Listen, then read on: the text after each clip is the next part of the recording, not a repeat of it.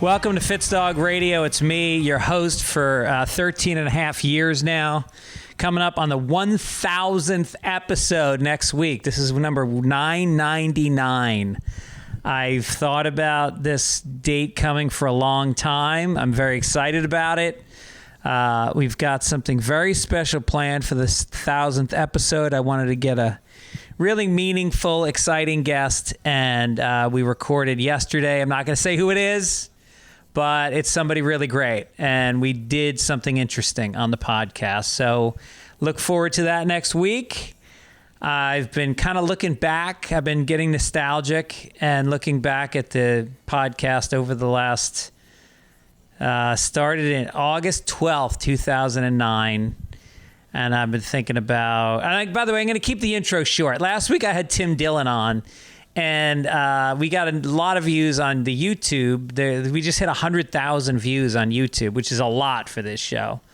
But a lot of the comments, not a lot, but enough to bother me, was that the intro was too long. I guess because a lot of people tuned in to see Tim, and they don't know me, and they don't give a fuck about my birthday or my kids or anything personal. They just wanted to see Tim Dillon, really. But hopefully that brings some new eyes to the podcast. Welcome if you've returned. I hope you enjoyed the Tim Dillon episode, but we'll keep this short. But I've just been thinking about over the years, like, people say to me, what was your favorite podcast? Impossible to say. There were some that were really meaningful. Carl Reiner was a really big deal for me. He was a hero of mine as a kid. Brian Wilson from the Beach Boys. I'm a Beach Boys fanatic. That was a big deal.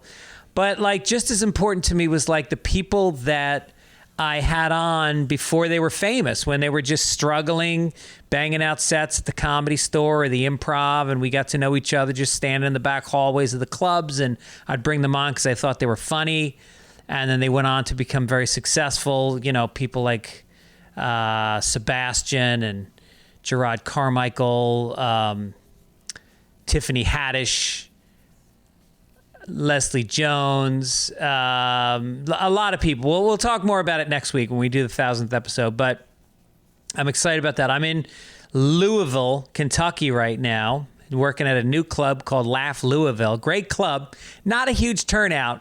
It's the second week of the club, and nobody knows where it is, so they're trying to get in people's consciousness. But if you live in this town, support the club. It's a great new venture. And I love the city. Holy shit. Last night I was out at an area called Nulu, which is their kind of hip downtown fun area. You can go to the Muhammad Ali Museum, the Louisville Slugger baseball bat plant tour, KFC. KFC is from here. I mean, they got everything. They got the fucking Kentucky Derby. This is a happening town, and it's really cheap to live in. I think if I was a young person, I would strongly consider moving to Louisville, Kentucky. And people have a sweet Southern accent, not too syrupy, just nice, just perfect. And they can take a joke. I've been shitting on them, and they're good with it, which I like. Speaking of shitting, I realized something. It's Saturday at 6 p.m. right now. I got here Thursday, and I haven't taken a shit. Like, I just noticed that the toilet paper, you know, in a hotel, they make a little triangle out of the corner, is still there. And the triangle is often still there when I check out of a hotel after 3 days. I don't think about not shitting, but subconsciously, I just don't let myself. And I don't know why. I think maybe I have become very accustomed to my bidet. I love my bidet. It's not a fancy bidet. We've talked about this. It is a cold water, hard blasting. It's like a fucking anti-war protest with the cops shooting a fire hose in my asshole. That's how strong it is. It's powerful. And it caused a hemorrhoid because I went a little too hard a few weeks ago. But I don't need the warm water bidet. I like the cold. It's like working out. After you work out, do you want a hot cup of tea? No. You want a cold bottle of water. When you run a marathon, do you want to sit in a hot tub? No. You want a cold plunge. Your asshole's been working overtime. It's doing what it does. It's the only thing your asshole does is shit. And sometimes it doesn't do it for days. And when it does, it works up a sweat. All right, this is disgusting. But the bidet is also cleaner. Like if you rub, Howard Stern once said this, if you rub peanut butter on your arm, are you going to wipe it off with a napkin? Or are you going to get some fucking water going on that? You're not going to get it off with the dry napkin. So I should get why don't I have a fucking sponsor that's a bidet? I believe in the product. Anyway, I was listening to NPR today, and the newscaster's name is Lakshmi Singh. And I was thinking about all the insane names. NPR, it's like they picked the names of their broadcasters to show how woke they are. It's like Shirley Jihad. Jihad is a newscaster on NPR. Any other network, they'd be like, look, we like your voice. You're very informed. You're a pro. But your last name is about a Muslim terrorist act. So we're going to not be able to hire you. It's like the island of misfit broadcasters. Here's some of the names, because these are the ones I love. I had to do some research online. These are the ones that I recognize from listening to NPR. There's Audie Cornish, David Folkenflick, Sprince Arbogast, Corey Flintoff, Terry Gross, Kat Chow, Hetty Lynn Hurdies. Okay? We get it. You'll hire anybody.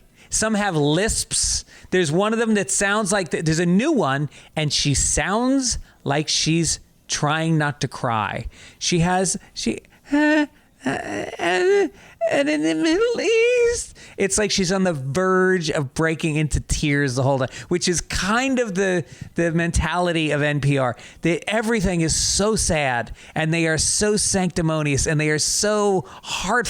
And don't get me wrong, I love NPR. I listen, but I can't listen all the time. It gets to be too much. And I was thinking it would be funny to like hire a newscaster, because we all love when a newscaster cries. Why not get just a bumbling idiot who cries at everything as one of your newscasters? That would be hysterical. And one who can't not laugh at the news. At tragic. The more maybe they're like what do you call that disorder where you yell curses? They're whatever it is, but they laugh at tragedy. And one who cries at happy stuff. That's the kind of network I would run. All right. Again, we're not going to go long on this. It was my birthday a couple days ago. Thank you for all the well wishes, although there weren't many because I didn't put it on social media. Some people tell you it's their birthday on Twitter so that they can get lavished with happy birthday. I didn't do that. It's between me and my friends and family. I got up late. I got breakfast in bed from the family. I recorded my 1000th episode with my special guest. It went extremely well. I was on top of the world. I got pulled over by a cop on the way home on La Cienega, and the guy was kind of prickish. He was like, he pulls me over and he's like, and I'm pointing at myself when I see the siren, like, me? Did I do something? And what I had done was somebody called me on my phone. Richie from the Comedy Store called me on my phone to wish me a happy birthday, and I was I couldn't hang it up because I meant to pick up on my dashboard and I did it on my phone. So I'm trying to switch over, and in that moment, the cop saw me, and I'm pointing at myself, and he goes, yeah, that's you. Turn your wheel to the right. There you go. Now pull it over. Very good. Like being a douche. So he writes up the ticket, and he comes over to the window and he gives it to me. And I go, I think you're forgetting something. And he goes, what? And I go, to wish me a happy birthday. And he goes, oh, man. He goes, I didn't know the other guy wrote it up. And so he walks back, comes back a couple minutes later, and he goes, all right, now that I'm not on camera, I'll just tell you, contest it through the mail, and you will win. Happy birthday. And he shakes my hand. How fucking sweet is that? That would have been like a $300 ticket, points on the license, the whole thing, or traffic school or some bullshit. So that put me in a better mood. Then I had dinner with the family. We went to a local bar. My friends all came out. My daughter used her fake ID. She got in. We shot pool together, ran the table for a few games. It was amazing. It was a great birthday. Here's an overheard from Lane Durr. And it's a series of overheards that she heard at it was a restaurant. I can't remember what restaurant it was. Here's some of the things she overheard. You want to eat some food? Let's have a fat off, bitch. I think she's a waitress, and these are things she's overheard. We are ready to go. The electricians are chipping, and the rooting is ready. Building a cabin is nothing but hard work. What are young men to rocks and mountains? That's a quote. What are young men to rocks and mountains? I think she said that's like one of the Bronte girls, one of those books. When my mom was depressed, she'd bounce on the bed. Ooh, I get that. I've been depressed and rocked. I have rocked myself. I have bounced a leg and rocked back and forth. Arms across, hugging myself. Yes. Here's another one. I can't judge you. I'm allergic to fruit and eat it all the time. And the last one was go in the back room. It smells of death. That's what you want to hear from a waitress to another waitress while you're waiting to get your food. All right, some dates coming up. In Connecticut, the Mohegan Sun Casino, April 13th through 15th. Oxnard, Levity Live, April 22nd. Escondido, Grand Comedy Club, April 28th and 29th. Columbia, Missouri at the Blue Note, May 19th. Kansas City, Argosy Casino, May 20th. And then Boston, Laugh Boston, June 16 and 17. Let's sell that one out. That's always a big one. Get your tickets. That will sell out. I also want to talk to you about the fine folks at Talkify. You know what? Life is full of a lot of variables, and dating is probably the one that stresses people out the most. I have a lot of single friends, and this is a way to meet serious singles. It's hard to meet great people, you know. And maybe you've got strategies that don't work. Maybe going to bars doesn't work anymore. It's swiping. Maybe like the swiping makes you feel like a number, makes you feel anonymous, makes you feel insignificant. But confidence is the whole thing. And if you haven't got that, if you struggle with that, you can find worthwhile connections and put your best foot forward with that, with Talkify. You'll feel confident, and you'll feel like you're meeting someone special who was picked just for you. It's the country's #1 modern matchmaking service designed to help you achieve relationship success. They have trusted compatibility specialists hand select successful and compelling candidates so you can date consciously and productively. They learn what you're looking for in a partner. They learn about you. They select and screen potential match candidates for you, background checks, video interviews, asking the tough questions that maybe are too awkward for a first date for you to ask. And then from there, they plan your date introductions and handle all the communications, creating a safe and stress-free dating experience. They find you 80% of matched clients met their person within the first 12 matches. So right now, Talkify is offering our listeners 20% off when you become a client at Talkify.com/Fitz. That's TAWKIFY.com/Fitz, FITZ, for 20% off when you become a client. Talkify.com/Fitz. All right, my guest today is a guy that, to be honest, a lot of you have not heard of him. He's not a huge name, but he's a good friend, and he's a great podcast guest. He's just a fucking good, chill hang, and he's funny. He's done a ton of stuff. He's been around. He's been on NBC, CBS, Netflix, Comedy Central. He hosts a podcast called Government Secrets. Another one called Political Vigilante. He's been on Last Comic Standing, the Sarah Silverman program, Nick Swartzen's Pretend Time. He's done it all, and he's produced movies. He does documentaries. He's hosted game shows on the Game Show Network and USA Network. You're gonna love him. Here he is, my dear friend, Graham Elwood.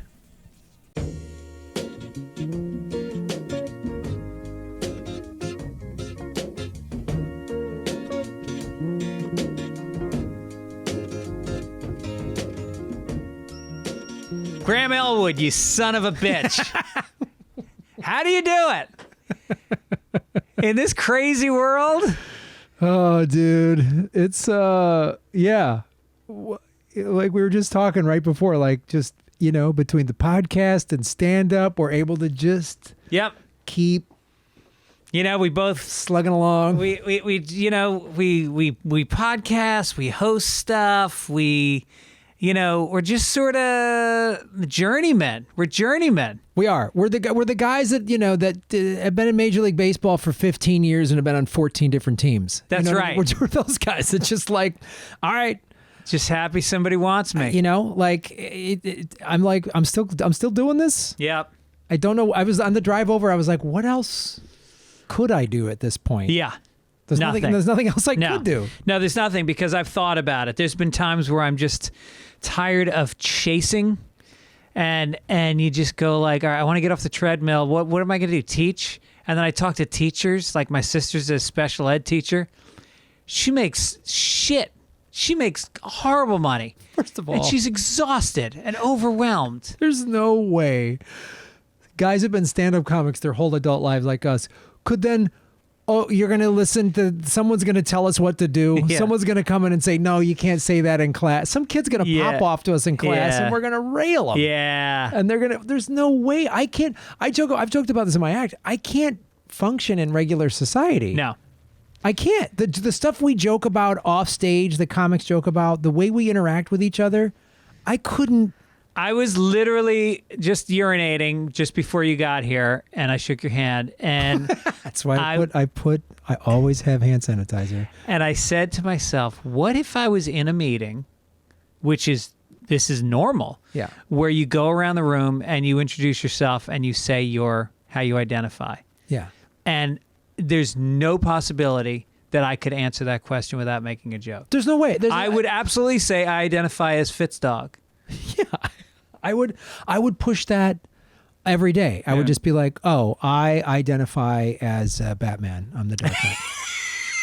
Which Batman? Yeah, specifically the Dark Knight. The Dark Knight. Yes. I identify the Dark Knight. Yes. Christopher Nolan specifically. But I think I would play it in more tougher than Christian Bale did. Yes, but I'm happy to be working at this company. but touches the homoeroticism of the TV show. Yeah, but way more dark and violent. That's how I think of myself, as sort of dark and violent. And just just fucking serial killer, crazy straight face. I can barely function hanging out with non-comedians. I mean, I have plenty of friends that are non-comedians, but they're all pretty interesting people. They have interesting lives. And the times I've had to be in regular situations, I've had people make fun of me because I'm like, I don't know. I sound like I guess this is how regular people talk. Like, hey, Dan, how are you? Good to see you. And I don't know how to function, and I couldn't interact. I've been a stand-up comic since I was 18. Yeah, I couldn't. I've never had a job.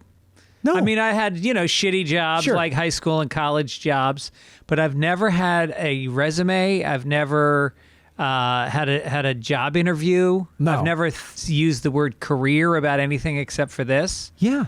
I remember when I first moved to LA. So I was a road comic making my living in Chicago, and I moved to LA when I was like 25, and I was like, well, I got to make it into show business. So I was deliberately taking myself off the road, and I got some little dumb side jobs to pay the bills. And my buddy ran an AV company out of Shutters, and where we'd set up projectors, and he was an actor. Shutters is an upscale hotel in Santa Monica for those. Hey, the podcast goes out beyond the 310 area code, right? Does it? Yeah, so try to broaden your references a little bit. I was at Tower 28, and so I was working at Shutter's, a high-end hotel, right on the beach, like where their cheapest hotel room is like $400 a night, and it faces an alley, and so we would have to set up, projectors and stuff for big companies to have conferences and stuff like this. And my buddy to this day jokes, he goes, Graham, you were my worst employee. Really? Oh, I was awful. Yeah. I just couldn't. He goes, I just kept you around because you were funny. Yeah. And one time, this is how long ago it was, one of the VCRs went missing. And he goes, hey, man, I got to ask you. Like, we ran all these scams, right? And he goes, did you take the VCR? And I said, hey, man. If it did, I'd cut you in. Like, I wasn't offended that he accused me of being a criminal. That I wouldn't give you a taste. I'm not an animal. Right. You wet your beak. Get a little something. Right. Scratch your back. You know what I'm saying? No, I've written on TV shows, so I have been in the corporate environment, but it was always comedy writing jobs, and like that's the closest we can get to. And comedy writing jobs, there's no rules, and the writers really are treated like kings, like and queens. These gay men. And I remember when I wrote on the Ellen DeGeneres Show, I would come into work. I was commuting from Venice to Burbank every fucking day for 2 years. That's a tough haul. So I was late every single day. I mean, I didn't even leave the house. I left the house as if it was 1 PM on a Tuesday, as opposed to 8 a.m.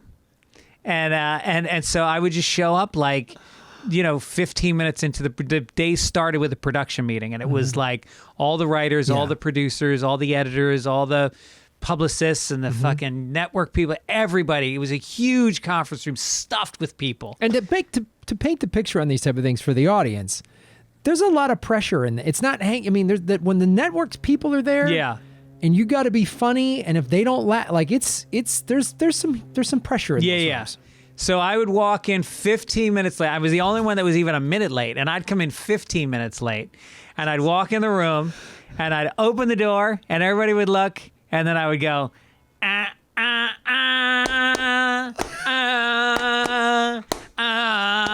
everybody would start clapping and pounding on the table and screaming the song. And by the time they finished, I was in my chair with my notebook open, like, okay, let's go. Nobody. They loved it. They loved it. Joked your way into being late. Yep. Just coffee. One time I was so late, I called in from my phone, and they put me on the speaker in the conference room just so I could go, and everybody said I could hear them from my car doing it.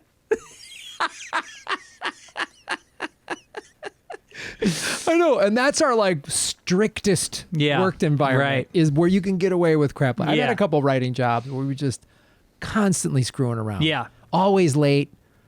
We're always late. We just showed up late, and you just like people would get high. They would just walk outside and get high in the middle of a work day. Yeah, just smoking weed. Yeah, and then show up at 11, leave at 6 or whatever. No, I mean, I've written on some shows that were long, crazy hours, and they were tough, but there was always a sense that you were not culpable to the same... Culpable? Yeah. Culpable to the same rules? I'd say culpable. I don't think you're right or I'm right. I would say, culpable means you're guilty. Yeah. So it's not culpable. You're not something to the same rules. You're not beholden to the same rules. Yeah, maybe that's it. Yeah. Beholden. Sorry about I love this. There's a car alarm going off. There's fucking planes, but I don't think the microphone really picks it up. This is a what, omnidirectional or whatever? Directional mic. I think it's a unidirectional mic. Yeah, mic. I like it. And anyway, I hadn't seen you in a while. You were out of town. You're back for pilot season. Sure. And are you pounding out auditions for pilot season this year? No. I didn't even know it was. Somebody said it to me the other day. But then I felt like really left out that I didn't even realize it was pilot season. And for those people that are not Hollywood insiders, pilot season is, and most people know this, but just it used to start in like early February and it would go until April. And it was when all the new shows would get cast, the pilots. They weren't shows yet. They're just pilots and they're being cast. And you'd come out here. If you didn't live in LA, you'd come here and you'd sleep on a couch and you'd show up with a stack of headshots. You'd get your teeth whitened and get a haircut. And you get a Ross dress for less and buy a few shirts. different looks for different Yeah. roles, you know. Right. Maybe a sleeveless denim Sure. for more of a blue collar thing. Yeah, maybe an office guy. You know what I mean? Depending on whatever your category was. Well, if you have the right headshot, you got a bunch of categories. Yes. Because you had those old-timey headshots where it was split into 6 pictures. Yeah, and you'd have like construction guy, and then like office slick back shaved, and then you'd have everyone had like a criminal, unshaven, mean. Right. You're not mean. And it's the same guy in every picture. It's just a costume. It looked worse than those like filters now that you can get on Instagram or whatever when you do like beard filter or whatever. Yeah, yeah. It looked like that. And you get your resume and you'd throw tons of lies on it. And then you'd show up for the auditions like you would drive through the traffic. And then I live in Venice, so I'd drive out to the valley and show up, and I'd be sitting there and like I'm waiting to go in. And I sign in and I see Brian Callen is coming out of the room ahead of me. And they're all hugging him. The guys are high-fiving him. They're exchanging numbers. You know, somebody's giving somebody weed, and you're like, I'm not getting this. I'm not getting this at all. Callen's got this one again. The thing about LA, it's so spread out. Like I lived in the valley. There's nowhere you could live where you were going to be close. There's always going to be some audition that was on the other side of wherever you lived. Yeah. Because I remember I lived in the valley, and we'd always get some like, it's in Venice Beach at 4:30 in the afternoon, and you're like, oh, this is awesome. Yeah. Like, I'm stuck down there. So it's an hour there and an hour and a half home for a sometimes 30-second to 1 minute actual audition. Where you're in the middle of it, reading, and then, thank you. Thank you. Well, yeah, actually, can I do another crack on that? Thank you so much. But I just feel like I didn't. Excellent. So great to see you, Gary.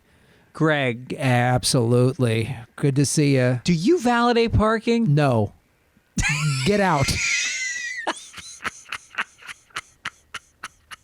You don't even validate me. Why would you validate my parking? I'm going to validate your parking. Yeah. You got to pay me $6 to try to remember your name, even though it's in front of me on a picture.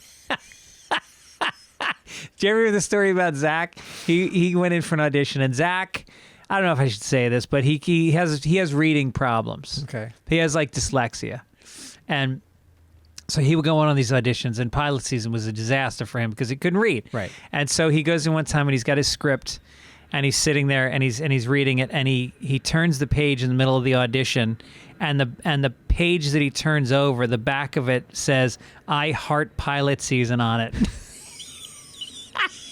And they started laughing, and they gave him the job just based on that. They couldn't stop laughing. He had a big scarf around his neck. It's May. That's brilliant, man. Yeah. I remember so many of those. I remember going on all these auditions. And when I first moved to town, I had an agent, Debbie Durkin, and she was out of Santa Monica. She later got busted for like scamming people, like getting kickbacks on headshots or something. No shit. Yeah, she got busted for that. When I first moved to town, it's like, you got to get an agent. I had an agent, and she would send me out on all these like leading man parts, and I go, I'm a comedian. Yeah. So you know this town, like, yeah, I'm good looking and in good shape for a comedian. I show up at these things, and you talk about Callen coming out of the room, like just rip stacked, one Jason Momoa after another, 6'5", and I'm like, I can't ever, like, and dripping with alpha confidence, just where you talk to them and you feel your shoulders slumping, and your gaze casting down. You become so docile.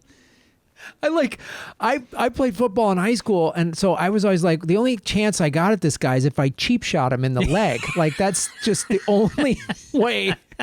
So he'd come out of the room, and I'd be like, I'm going to just throw my shoulder into his knee. He's not getting this part. Step on his ankle. Oh, sorry, I didn't see it there. Yeah, right. But I kept telling her, I was like, it's comedy. Send me on comedy stuff. Right. Oh, boy. I went on some pretty big ones, and my favorite was pilot season in probably 99. And there was a show called Veronica's Closet. Do you remember that with Kirstie Alley? Mm-hmm. So I was going in for the role of her assistant, and in the breakdown, it says that Allie's assistant, Jack, is gay, blah, blah, blah, and blah, blah, and whatever. So I learned the lines, and I was like, and then my agent calls and goes, okay, they want you to, it says gay, but they don't want you to really play it gay. And I was like, well, what does that mean? Like, I couldn't wrap my head around what that. Well, it says gay. So I just played it. I went and I played it completely straight. I just ignored the note. And the casting director goes, okay, let's try it again. That was great. Little less gay this time. I swear to God.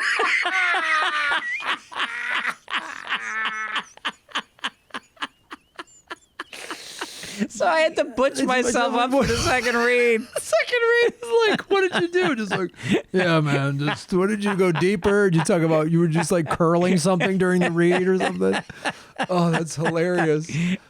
Oh, God. Yeah, and then that turned, and then of course, cut to the airing of the show, and the character is his feet don't touch the ground. He's so gay. Right, of course. He's just is, like, sorry. And you're like, oh, right. that drives me nuts. Right. When they give you this note and you do their note, Yeah. and then they cast the opposite of the thing they told you to do. And Because in the early stages, the writers are saying, no, I'm going to do a show that's got a vision. And then it comes out of it. The network pounds them down into going like, no, we want a F word. yes. Gay guy. I want to see rainbows coming out of this guy's dick the minute he walks on Yes, set. we want glitter in his makeup. We want a small dog and a handbag around his shoulder the entire time. Show tunes playing 24/7. We're gonna need a masseuse to rub his eyeballs because he's gonna be rolling them in every take. They may get strained. I remember the thing too, I auditioned for all this traditional. It's funny too, like all the years now that we've been doing like digital media where it's like you start this thing and maybe it kind of takes off and you're like, oh, this is cool. Traditional media, I don't know if people understand, especially like, and now pilots, whatever, is it? Everything's.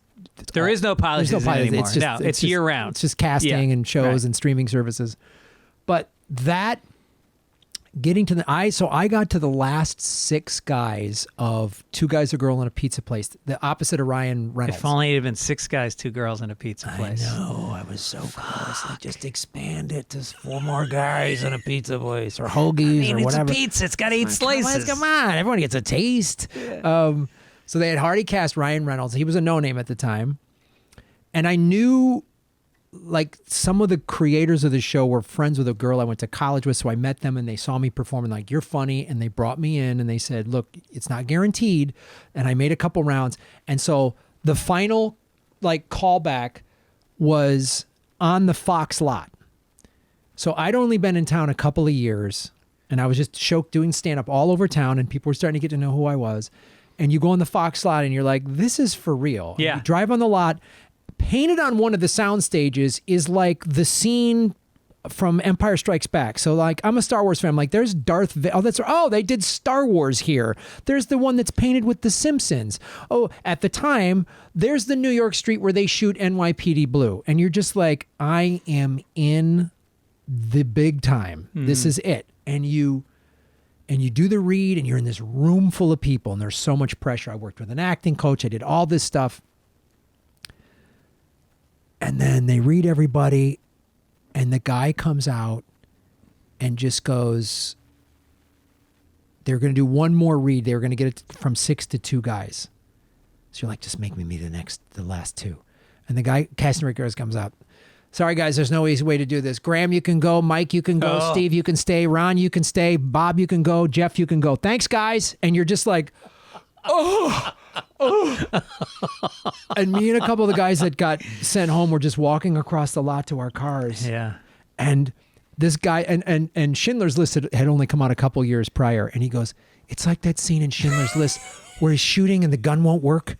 The Nazi's trying to kill the Jewish kid. And he's like, click, click, click, click, click, And you're just like, oh, it was just, and I walk back to my like Nissan Sentra and you're just like driving back to the valley.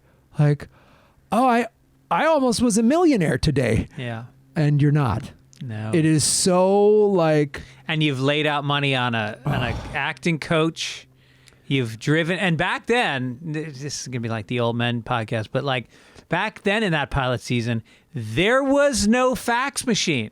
You would drive to your agent in Beverly Hills, pick up the script, drive back to Venice, learn it, and then you drive to the Valley for the audition. And then on the way home, you'd stop back at your agent's because you'd have an audition for the next day. Yes. So you had to learn, get these physical sides. Drive to your acting coach. Work on it.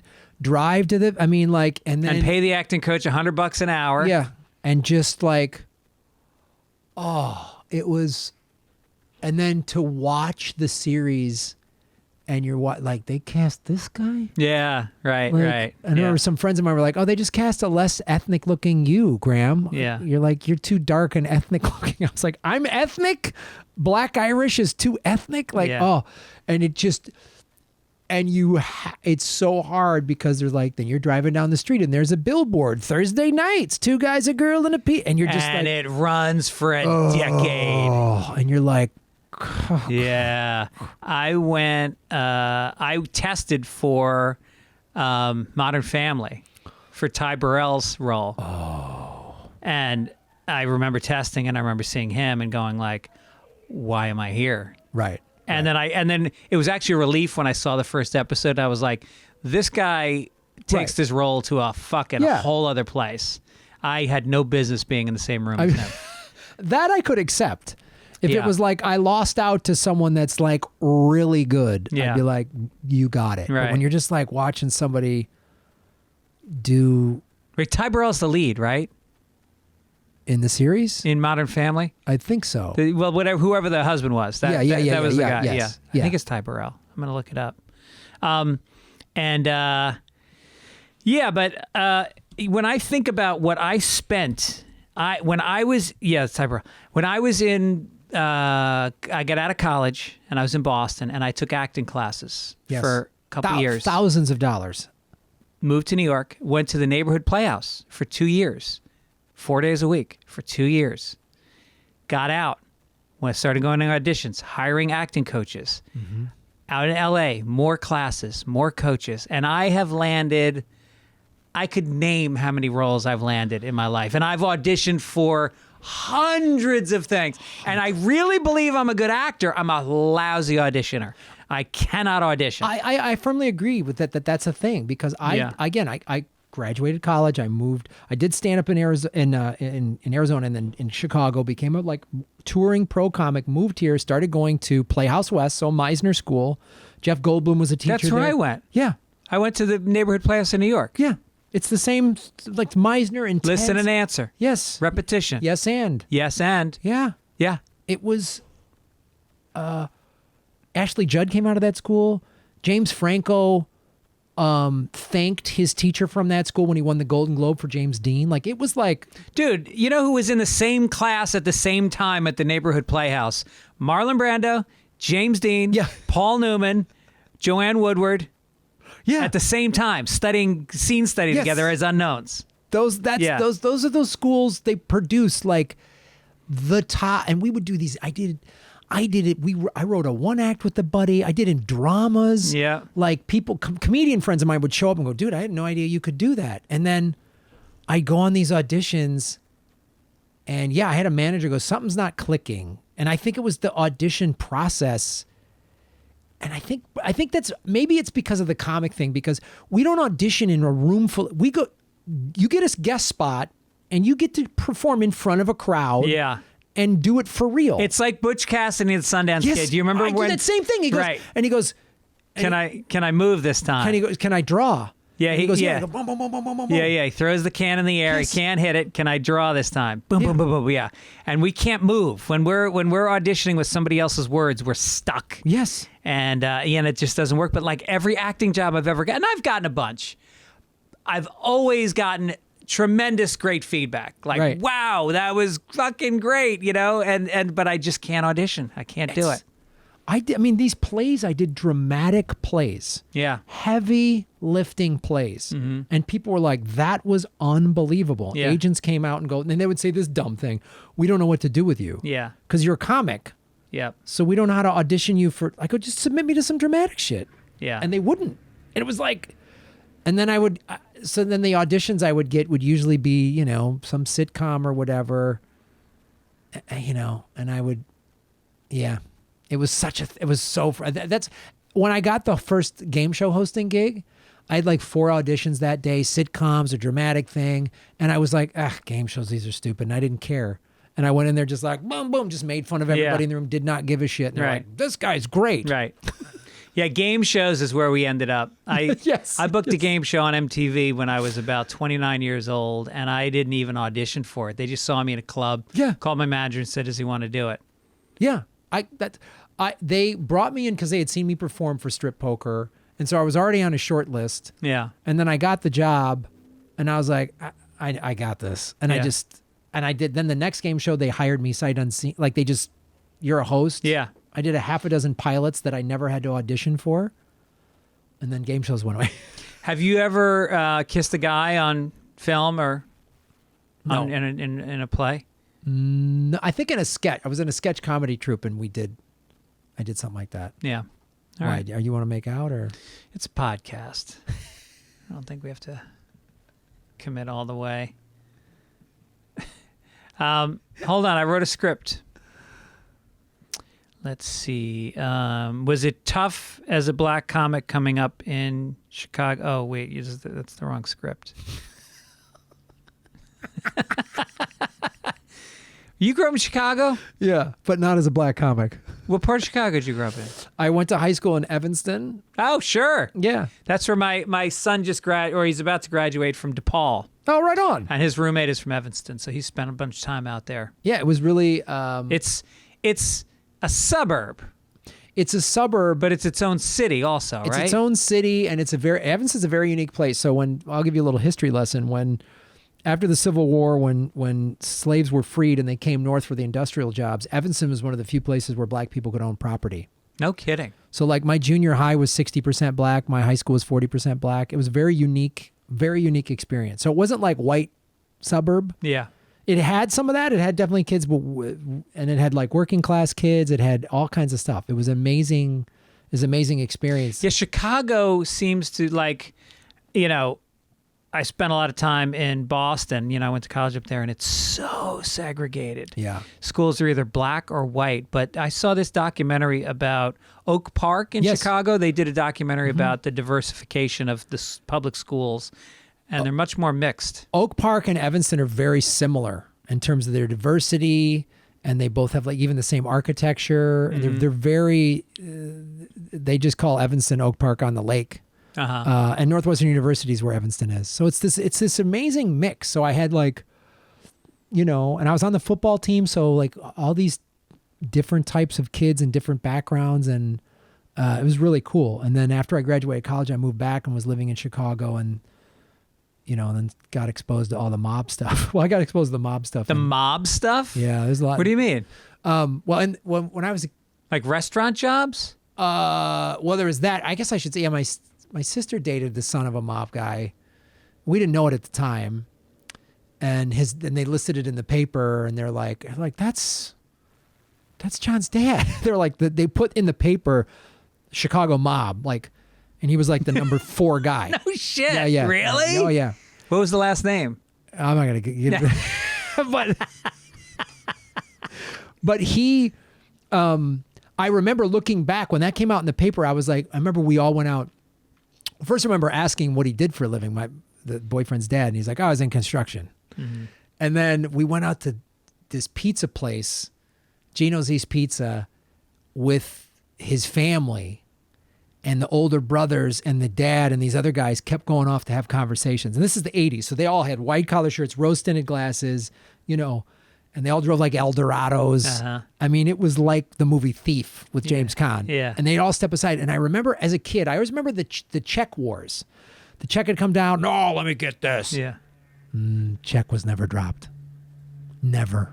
It was on the arm. I was on the arm, big on the arm. Yeah. It was just like, and I remember all that stuff. And I remember too, my brother told me later, my brother was 3 years older than me. My brother played football at our high school. And my brother was having a hard time getting a starting position. And the guy's dad said, you want me to talk to the coach for you? And my brother, wise enough at age 16, goes, No, I'm okay, man. I'm good. Like, could you imagine that? Like, all of a sudden, my brother's like starting. Like, how'd that happen? Yeah. Like, that's hilarious. Yeah, I can imagine what that conversation would have been like. Listen, you got a small kid on your roster, but he's got heart. Yeah. He can't start. It'd be a real shame if you fell down a flight of stairs. You know what I mean?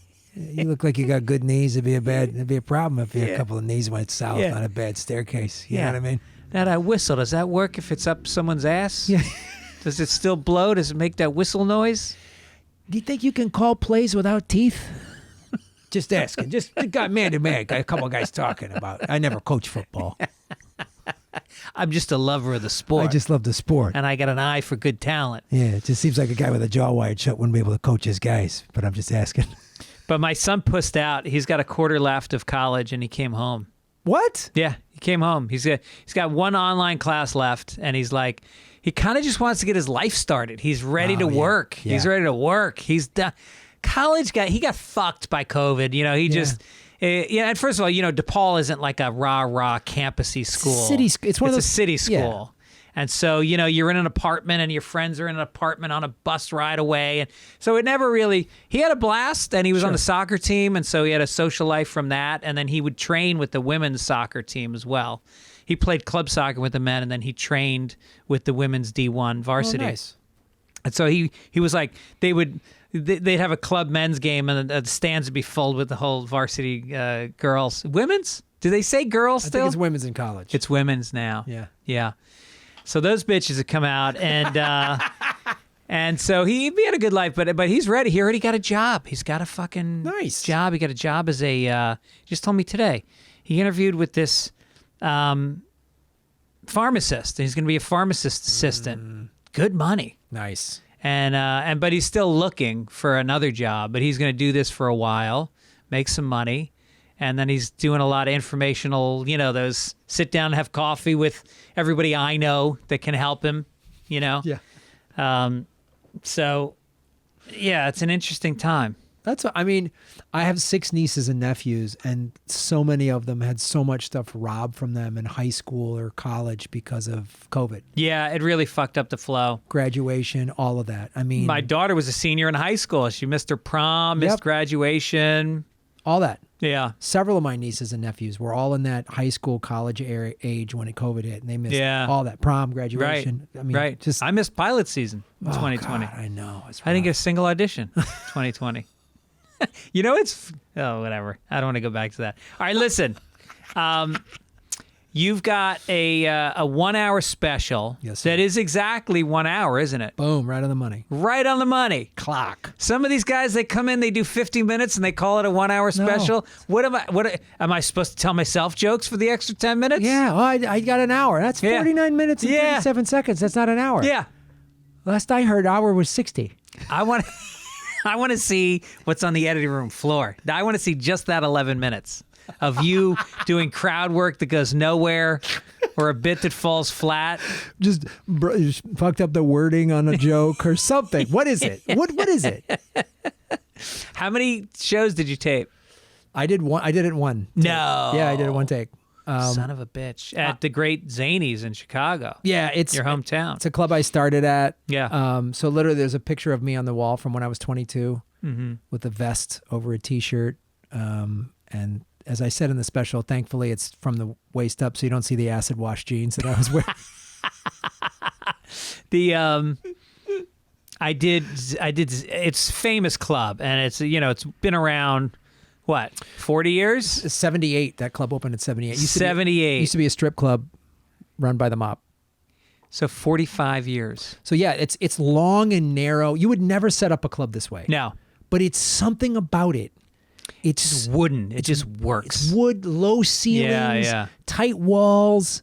And I just, I wanted to, because I've done 2 albums, but I've done all this directing and producing. I was like, I don't even have a special. Like, I got to do this. Yeah. And I was going to do one in April of 2020. Obviously got killed because of COVID. And I was like, I want to go back there. And I reached out to them and they're really cool. And, Bert Haas had retired. And now his son, Steven, who's a comic, also does production stuff. And they started to wire their room with cameras, their Rosemont room as well. And they said, yeah, let's do this. And I said, this would be awesome.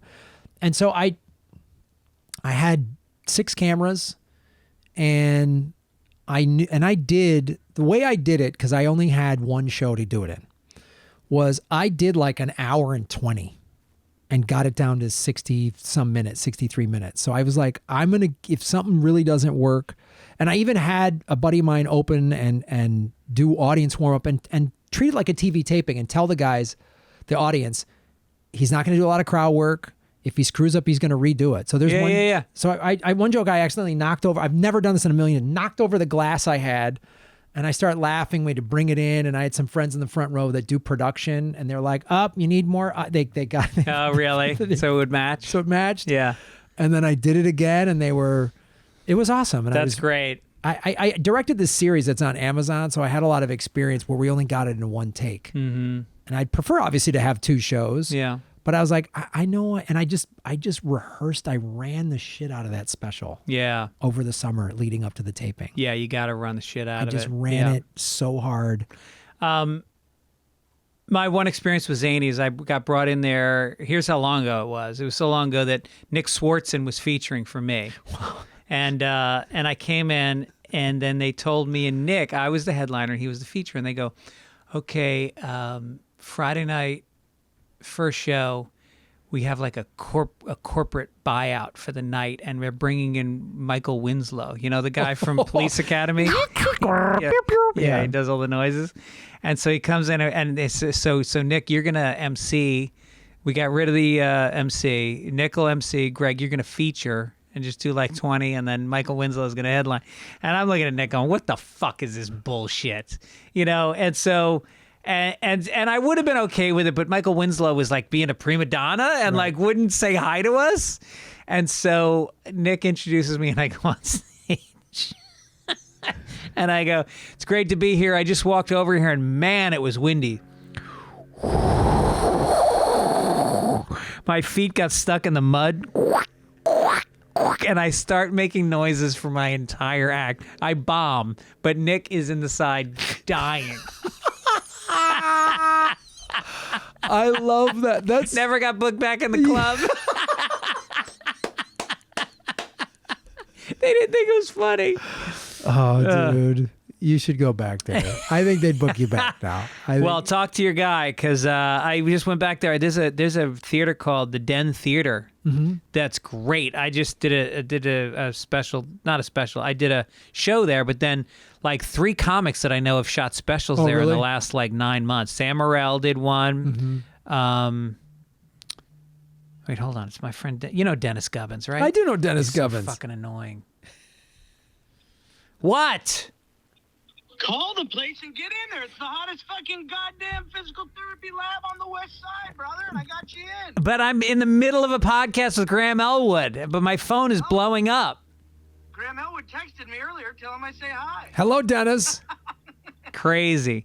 All right, I will get my physical therapy appointment as soon as we're done. Okay. Hi, everybody. Bye. He's so annoying. Why? Well, because why is he harassing you to go to physical therapy? He just had his knee replaced, and so he's going to physical therapy. And then I have I hurt my shoulder, so I just got a prescription from my doctor for physical therapy. And I said, "Who are you going to?" And he said, "And whatever." So he's hooking me up with them, but like he can't just text you the number. It's like he's trying to get a ride to physical therapy now. So he's texted me 5 times. He's asking me for my insurance card so we can carpool. I mean. Somebody cancel for Monday. Hurry up at noon. Call them right away. Jesus Christ. Oh, I'm going to go to a different physical therapist at this point. He's exhausting. We do a bit on Sunday Papers that's called Good News for Gubbins. And Dennis is dying to get on Sunday Papers. Like that just now, him getting on the podcast, he's buzzing from that. And he's been dying to get on Sunday Papers because he's good friends with Gibbons too. And all we do is we do a segment where we badmouth him. We talk about him losing his temper and breaking a putter over his knee, or him stiffing a waiter on a check or whatever. And then he listens to Sunday Papers. So he sits there screaming alone in his apartment, and yet we don't bring him on. Dennis, you stiffed a waiter. Come on. No, I buddy. shouldn't have said stiffed a waiter, but like annoyed a waiter. Busted a waiter's balls, like, hey, I asked for a lemon and this one has a seed in it, and whatever. He's brutal with the wait staff. Anyway, so you got this special, comes out. It's on YouTube. It's on All Things Comedy's YouTube channel. All Things Comedy produced it. Yeah. That's Bill Burr's company. It's Bill Burr's company. And Al Madrigal. Al Madrigal. Yeah. And my old podcast, Comedy Film Nerds, that you had been on. We used to do our show over at All Things Comedy. Yeah. So I had a good relationship with them, and they've done a really good job of promoting it. And Great. Yeah, that's great. So have you done a special before? No, I've done two albums, but I've never done a full special. I've done all this directing and producing, the LA Podcast Festival and films and stuff, but I was like, I got to get a special out. What happened to the LA Podcast Festival? It was just too much. It was a lot of work. A lot of work. Small staff. And it wasn't bringing in the money we wanted it to. Yeah. We had a big sponsor one year, and then they crapped out, and then this big company put a festival a month later in Anaheim, and they poached a lot of our talent. Oh, really? Yeah. Oh. Yeah. And then it was just like, we were all, I mean, it was such a fun thing. It was so fun. It was the best. It was like the Montreal Comedy Festival for podcasting. Everybody ran into each other. You'd run in, you'd do somebody else's podcast. They'd come in and do your podcast. I love that. You just pop in and the fans were so great. They were so. I always said it was like a high school reunion for comedians. We're all on the road, busy. And that one weekend, I remember just laughing my ass off for 3 days straight. Yeah. Oh, man, I missed. That was such a fun. That was such a thing. So, and Comedy Film Nerds, you stopped doing that? We stopped doing that in 2019. We'd been doing it for 10 years, and it was a blast. But Chris and I, the film industry's radically changed. There's not as many indie films, and we were just kind of, again, it was one of those things that like it made okay money for us, but then it was starting to like. And we were just putting all this time into it, and we both wanted to do other things. Like I started talking more politics. Chris wanted to do more writing, and he's written comic books and stuff. So, well, I've got a segment on my podcast. It's called Talk Your Way Out of It. And every week I have my guests, they get themselves in an awkward situation, and just thinking off the top of their head, they have to talk their way out of it. Oh, this is great. So you can talk directly to me, and you're going to talk your way out of this. Okay. Only you would have a segment in your podcast to make your guest really uncomfortable. Exactly. And just back them into a corner. Right. That's where you do your best work. It's how you start as a comedian. Yeah. You had a dysfunctional family, I'm guessing? Yes. Yes. Irish. Alcoholic father. Yep. Unrecovered Al-Anon mom. Same with me. Yours died at 52? No. My father just died a couple years ago.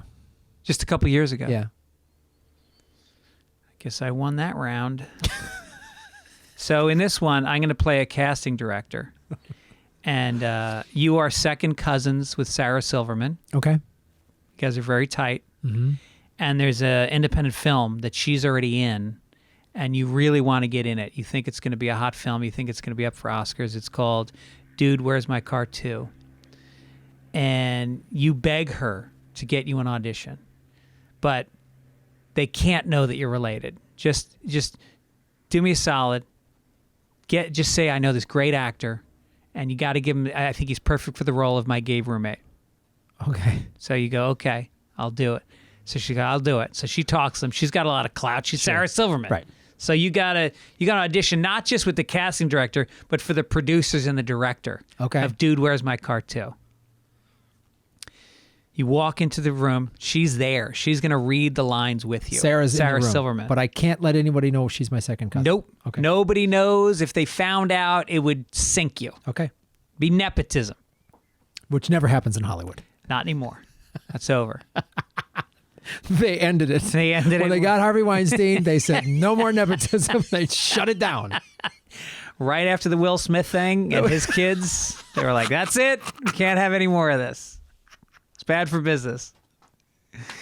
And so you go in, you read the scene together, and they go, that was good. You don't seem gay. And they say, you know what? We actually still have the role open for her boyfriend. So they give you some new sides, and they give you 10 minutes to go outside, look at the script, and come in and read the scene with Sarah. The scene is you're in bed, and you make out. And they would like you to do that for the audition. So you come back in, talk your way out of it. Out of having to do that makeout scene with my cousin. Yeah. I really appreciate this opportunity. Oh, sure. I mean, we hear great things about you, and thank you. Just this little too gay on that, not gay enough on that. Yeah, and however you guys want to cast that, I'm not, casting any aspersions on anybody's sexual orientation. Casting, funny. Casting. I knew you guys would get that. Yeah. I feel like character-wise, as I read this script, that it just feels like this conversation, I don't know, in bed, it almost is like too vulnerable for these characters. Like we should be having this conversation more like we're jogging or something like that. I hate to cut you off, but did you see Dude, Where's My Car 1? I mean, it's about the raw sexuality. That's what sold the film, and that's what's going to get this one in the festivals. And I agree. I mean, yeah. Dude, Where's My Car is a cinematic masterpiece, and it's one of the best indie movies ever made. Thank you very much. I was a PA on it. Oh, God. It shows. Yeah. I mean, I feel like to make a great sequel, like, Godfather 2, I mean, this would be basically like Godfather 2. Yeah, I can see that. It would... in Godfather 2, we went back in time and saw like young Vito Corleone coming up. We played with the timeline, right? Yeah. So we would cut back to young Vito Corleone coming up. So you want to rewrite the script, or you want to audition for the role? I'm confused. I'm just saying. John Hamm is out in the waiting room. He's fantastic. Well, don't think he could. He is. But what I could bring to this role, I feel like in the bed, what we could best do, and again, I'm not trying to rewrite your script. You guys have a fantastic script. Every Are you not attracted to Sarah? Very much am I attracted Okay, so to her. this isn't a stretch for you to play that. I think the direct kissing, we should do more like an Eskimo kiss. That's cultural appropriation. We don't do that in the film industry. We wouldn't call it that. We would just call it a Arctic nose engagement. Yeah. And so we would... With COVID protocols, we don't think that would work on set. What about the kissing, though? Well, you're not using your nose. But don't you think kissing is also a violation of the COVID protocols? No, COVID goes through the nose. Not the mouth. No. You didn't see my documentary? Oh, no, you have a COVID nose documentary? I produced a documentary about COVID, about how it was... released from a lab by the Chinese and specifically through noses. Feels like then we're in kind of a slippery COVID slope. Maybe we should just have like a gentle hug. Can you have John come in on your way out? I'm sorry, I just heard him leave. No, I can see him. It's a glass window. It's a glass window. Hi, John. Hi, John. Yeah, he's pointing at his watch. Pointing at his watch. You got to go to another thing at Warner Brothers. No, I think he's saying like he's going. He has to you pay gotta go for to this Warner watch. Brothers. It's my an expensive watch. I need to work. Oh, I need to work. I need to do this job. I want this job. That's amazing. So I can buy watches. I feel like we should then maybe John should be like a love triangle, and John, like I catch John kissing my girlfriend, and then that is like, dudes, where my car too would really go. So I'm in the scene with. That's good. Right? That's good. So now you guys are getting John. Yeah, Hamm. and you'll make out with John.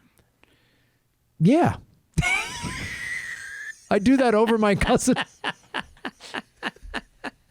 Are you friends with John Hamm? Yeah, I know John. Yeah, John's the best. He's a good dude. We went to an Avengers, this is before he got famous. We went to go, me and Tall Johnny and Morgan Murphy wanted to go see arena football when the LA Avengers had a team. Wow. And John Hamm. Hope you saved that ticket stub. John Hamm. Him and Morgan Murphy showed up with like horrible white t-shirts with like handwritten Avengers, and they did like face paint. We had so much fun. That's amazing. So much fun. Every time I run into him, I'm like, dude, Avengers. Yeah. I went to, my wife fell in love with him through Mad Men. Like literally the first time it was on, We were at a hotel, and I went downstairs for a minute, and I came back upstairs, and she was sitting on the edge of the bed with her pants around her ankles, like she had been getting undressed, but watching Mad Men. And somehow the pants stayed around the ankles. And she was watching John Hamm with her mouth open. And I was like, what the fuck show is this? What is this called, Mad Men? So anyway, so she had this huge crush on John Hamm. So cut to... And I love this. This story is going to pull my whole thing full circle. We were at Sarah Silverman's party one year, and I'm standing there with my wife, and all of a sudden her jaw drops, and I'm like, "What?" And I look over, and John Hamm has just walked in, and so he walks over, and he sees me, and I'm his fucking stars in my eyes. Holy shit, it's John Hamm, and he walks over, and he throws his arms around me. And he goes, Greg, how the fuck are you? And I'm looking over his shoulder, and my wife's eyes going like, I have no idea. I don't know. So I go, hey, John, good to... He goes, you don't remember me? I go, I mean, I know you, but he goes, John, we used to hang out at the Improv all the time, me, you, and Sarah. And I was like, holy fuck, you're that John. Yes. Because he looks so different on TV. Yeah. And I was like, I used to hang out with him all the time. He just would come at. I knew he him. was like a struggling actor who hung out with comedians. Yes. Yeah. He would come at the M Bar. He'd see me perform, and he would be like, Right. you know, he saw me like do this character. He's like, dude, that character was hilarious. And when he, Stryker? yeah, Yeah. he was like just a fan of comedy. Yep. It was so when he was a guy who was struggling. So when Mad Men hit, it was like, oh, a good guy got a break. Yep. Right. So fuck him. So, all right, let's talk about you do this podcast that's called The Political Vigilante, and you also do Government Secrets? yes, with Lee Camp. And what happened? Were you doing one with, what's his name? With, what's his name? You do a political podcast with Jimmy Dore? Oh, I used to be on his show every once. Oh, you were on his show. Yeah. So now I haven't been following Jimmy Dore, but I understand he's gotten pretty conservative. Yeah, he's gone a little. I think it's summer of 21. We started like I haven't been on the show in a while because we had a debate on the show about vaccine mandates. I was in favor of them. Yeah. He was not. And then he said it was okay that Rittenhouse was acquitted, and I was like, dude. And I was like, man, you know, I didn't think the Jimmy Dore show was going to become a like quoting Blue Lives Matter. He's gone that far, right? In certain issues. I mean, when I was on the show, I love being on the show because he was very anti-war. He was very Medicare for all, which I believe he probably still is. And he's very sort of left progressive, was a big Bernie supporter in 2016. And, was very much like calling out the Democratic Party under the auspices of, we already know the Republicans are awful, but the Democrats need to be held accountable for their bullshit. And I really gravitated to that. It was really cool. And we did a lot of fun shows together. But then, I don't know, COVID drew this big wedge between so many people. Yeah. And we had this debate about it on his show. And some of his audience was cool and emailed me and say, I respect the fact that you're willing to debate. And, and then a lot of people just like, fuck you sell out to big pharma. And I was no shit. Yeah. It was like, wow. It was just like, I was like, I don't want to be a part of this cult shit. Yeah. So yeah, I mean, he actually encouraged me to start my show, Political Vigilante, because after Trump got elected, I was like, I gotta do something. I can't just sit and not talk about this. But are you also, would you consider yourself a conspiracy theorist as well? No, I don't. And we say this on Government Secrets too, our podcast. I deal with Freedom of Information Act documents, and I always say follow the money, connect the dots, get the truth. Yeah. So I go to like the government Open Secrets, which is a website, opensecrets.org. It tracks donations through the FEC, the Federal Elections Commission. So anybody, like if you donate $2,000 or above, it's a matter of public record. Yeah. So if you go to Open Secrets, and this is for anybody listening, and you wonder like, maybe I like this candidate, go see where they get their money from. It's out there. Yeah. So I started paying attention to this stuff. Like I remember I saw Dianne Feinstein when Trump was getting... Wait, but do you think that Kennedy was assassinated by the U.S. government or the Cubans or the mob? Well, if you read the book, again, I'll go source documents. If you read the book JFK and the Unspeakable, which is one of the most sourced books on the JFK assassination, they have all of these interviews, Freedom of Information Act documents to show Oswald and Jack Ruby both worked for the CIA. Yes. Like, it's not wild conspiracies. It's interviews with people. It's the forensic pathologist that said it was a front, or it was a front shot. Yeah. Oswald, and then they changed his story. The Warren Commission changed his story. Like, there's all this stuff that's like pretty hardcore evidence. Well, my friend wrote a book. Have you heard of the book Chaos by Tom O'Neill? Yes. Well, he talks about how when Ruby was being held in his cell, there was a guy named Jolly something. I forget his last name, but he was a guy who was tasked with deprogramming Korean War vets when they came home, because the Koreans would brainwash the Americans and they'd make them give these. And the way they would do it was they were using LSD and doing mind control experiments and forcing them to say things they later recanted. But Jolly's job was to unprogram them. He was sent. He had nothing to do with Texas, presidential, anything, Secret Service, nothing. He was sent into Jack Ruby's cell immediately after. Oh, yeah. And he was suddenly exhibiting all the symptoms of somebody on a very heavy dose of LSD, and his brain became scrambled. And he started saying the Jews are doing this. Did you read any of that? There's a lot of stuff. Like, there's all of these things that there's... And that was and he worked for the CIA, basically. This guy Jolly, yeah. There's a phone call Lee Harvey Oswald made while in custody to a guy that's a known CIA handler. I mean, there's just all this. There's just too much evidence. So where does that lead to? Does that lead to J. Edgar Hoover? What it leads to, and one of the things, if you read the book JFK and the Unspeakable, he gave this speech at the University of the Americas in spring of '63. He was really trying to get us out of Vietnam. JFK was. He was like, I'm pulling us out of Vietnam. There's all these indications he was doing it. And he was back channeling peace with Khrushchev. Khrushchev's son has letters that JFK and Khrushchev exchanged. Oh, yeah, I heard about that. And both Khrushchev and JFK were like, the generals want war. Right. On both sides. And they were trying to back channel peace. And so the military, and, Eisenhower gave the Beware of the Military Industrial Complex speech.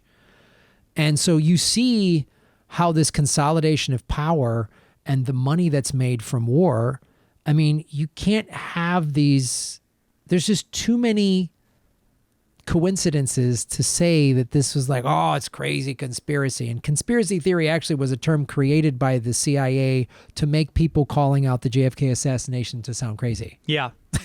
Yeah, I guess when I asked you if you were into conspiracy theories, there's a stigma to that phrase. Yes. And I guess I don't normally think of that stigma. I just think of that as people that are exploring theories that run counter to the status quo. That's a great way to put it. But yeah, I always give the answer that after you ask, because I'm like, because now today's conspiracy theory, crisis actors for mass shootings and lizard people, like they've deliberately added all of this crazy stuff to it. So now if I'm sitting there going through one of the most sourced books ever, and like Freedom of Information Act documents, I'm now put in the same category as the flat earthers. It's by design, right? To discredit anyone who's legitimate in their like, wait a minute. And with JFK specifically, there's all these people that gave testimony that then had mysterious deaths. Yeah. I mean, that stuff is like... And a lot of documents went missing. Yes. Do you believe Marilyn Monroe was killed? I haven't investigated that enough to know. Okay. I will say Bobby Kennedy, it's very suspicious how he died as well. Yeah. And I don't think it's a coincidence that another guy that was going to be the most popular president ever that was going to pull us out of Vietnam got one between the eyes. Yeah. That one seemed more like he really went after the mob, and he pissed off a lot of high-level mobsters. He pissed off mobsters, but also he, as Attorney General, he was. If you really look, and it's one of the reasons I'm so anti-war, is when you follow how much money is spent on war and has been spent on war, and what they've done to prevent anti-war people getting in power, and what they've done to keep war going. And we cover this on Government Secrets. There's all these CIA operations that are declassified. And so we've done stuff like Mossadegh, who was democratically elected in Iran in 1953, and he wanted to nationalize their oil. And that's when right. They staged a coup and put the Shah in the Shah, yeah. It was awful. And the CIA has done stuff like that all over the place. So, and they started to do that in the 50s. So it's not like some wild leap of logic that they would do that. What's incredible is how ineffective they've been. There's a book called Secrecy, something by Secrecy. I forget what it's called, but it tracked everything from Indonesia to Iran to the Philippines, and how every time we tried to incite an insurrection against the government, it bit us in the ass. Oh, A Legacy of Ashes. Did you ever read that one? Oh, I've heard about that. Yeah, it's just all their blowback. Yeah. We're still having to live like decades after. Their blowback is still causing. Right. We joke about it on Government Secrets a lot because I cover a lot of CIA operations. I call it. When I'm getting ready for the show, Lee always makes fun of me because he goes, "You don't do a lot of preparation." I say, "No." Half the time, I'll literally type in CIA operation and then type a letter, and I'll get, like we just did CIA Operation Popeye, and Paperclip, and all these crazy ones. Paperclip is where we brought Nazis here after World War II. Yeah. We were just talking about that with Oppenheimer. Yeah, we were just talking about that last night. CIA Operation Bloodstone is we backed Nazis in communist countries in the 50s to help overthrow the communists. We love Nazis after World War II. What about UFOs? You talk about it in your podcast a little bit. Are there, in fact, UFOs? I haven't... And who are they? Oh, Jesus. Here we go. We'll be back right after this. John Hamm, I have it on good authority, is a... He's too good looking to be human. I know. He is too good looking to be human. His hair's perfect.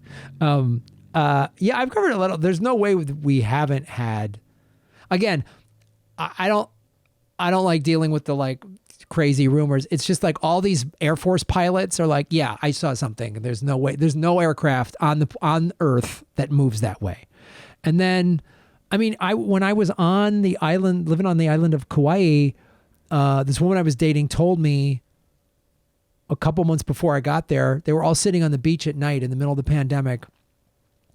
And this giant, looked like a floating city, like something out of Close Encounters, goes by. And right behind it is like an Air Force jet that looked teeny compared to this thing. And people were filming it, and they're all like, that's a fucking spaceship. I mean, that's a UFO. And the fact that then the Air Force was like, oh, nothing. We were just flying a routine. And they were like, come on. People have seen so many things. You're like, there's no way. And there's no way, Greg, we're the smartest species in the universe. No. And one theory that I've heard recently is that we are actually us in the future coming back to see us. The anthropologists from the year whatever are coming back to 2023, and that's what we're seeing. Wow. Time travel. Could be. Why not? Why not?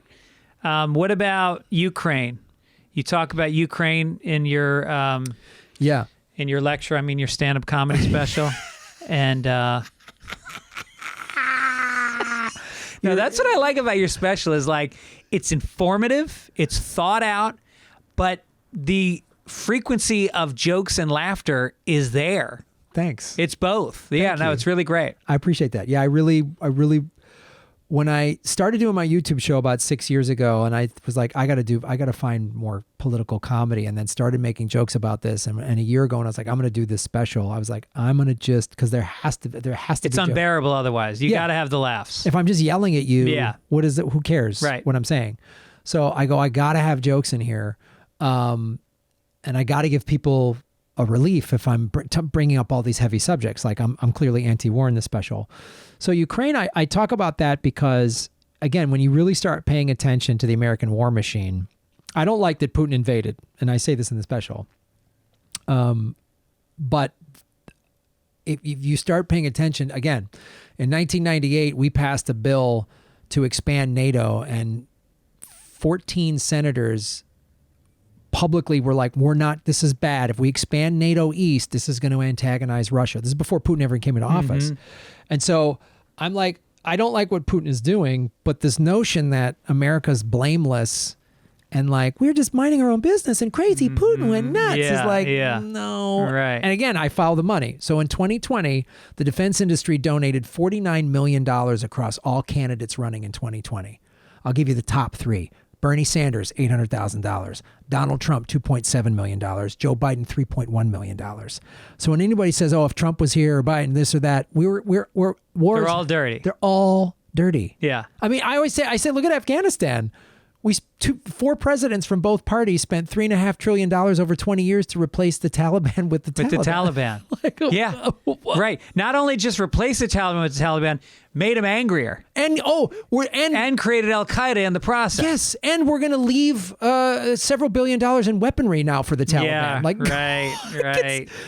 And you realize, and also shown other countries that we can't be trusted to make alliances with. Oh, ever. Yeah, and you're seeing China now go around. They just brokered peace between Iran and Saudi Arabia. Yeah. And as a result, it's probably going to end the war in Yemen, a war that started under Obama. 377,000 people are dead. So having traveled to war zones as a comic and seen it up close and seen like the economic conscription, right? These guys who are like, they lived in some fill in the blank small town. There's either the jobs have all been shipped overseas. So there's like the Walmart, there's the Burger King, there's dealing Oxy, or there's joining the army, and I talk to guys like, why are you on their second or third deployment to Iraq? I'm like, why are you back? $20,000 reenlistment bonus. Like, there's no jobs back there. Right.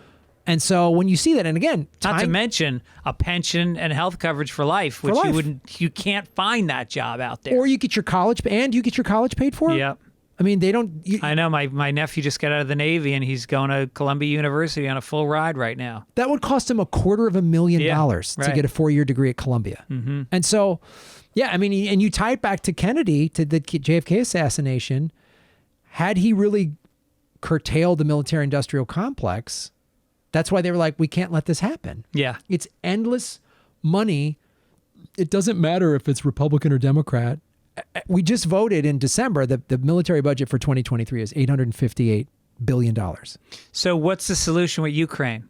Obviously, it's not a simple one. There's not a simple one, but we should be the ones brokering peace. And now China is the one out there brokering peace. And there's much to criticize about China, but I'm against war. And anyone that's for it, I've seen it up close as a civilian can.